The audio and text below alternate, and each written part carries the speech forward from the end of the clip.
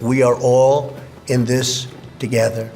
We must put politics aside, stop the partisanship, and unify together as one nation and one family. Acting with compassion and love, we will heal the sick, care for those in need, help our fellow citizens, and emerge from this challenge stronger and more unified than ever before. Last night, as we all got notice, the president decided to address the nation, all networks from the Oval Office on COVID-19, and announced what had not previously been reported, certainly something that had been talked about when we had the travel ban out of China, but then a travel ban for most of Europe. It's not all of Europe, but most of Europe for 30 days.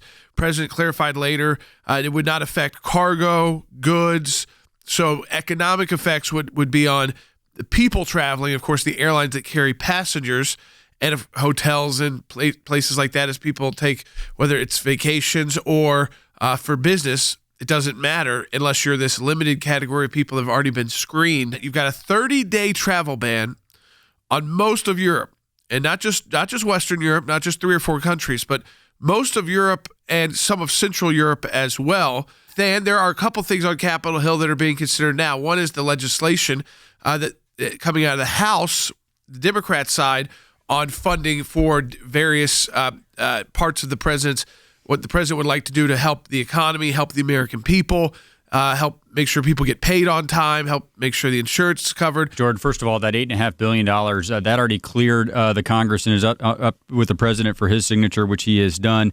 The legislation that cleared the House, or is going to clear the House today, it's called the Family First Act, and includes a number of things.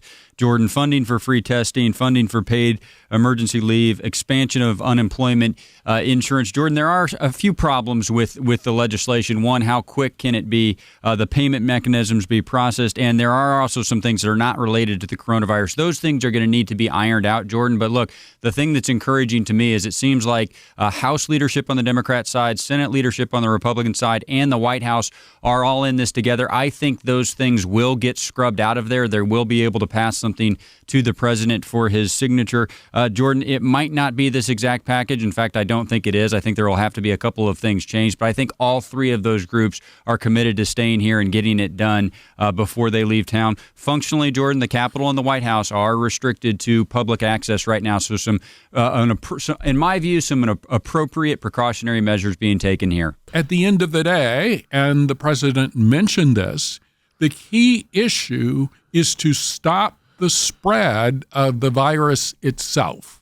And so in order to do that, we need to encourage individuals, particularly at-risk individuals, to remain at home if possible, and that is particularly the case if they are symptomatic. The key is not to extend this forever. It's if we take some more significant actions now, can we get back to business once maybe we've got a vaccine and things like that within a few weeks?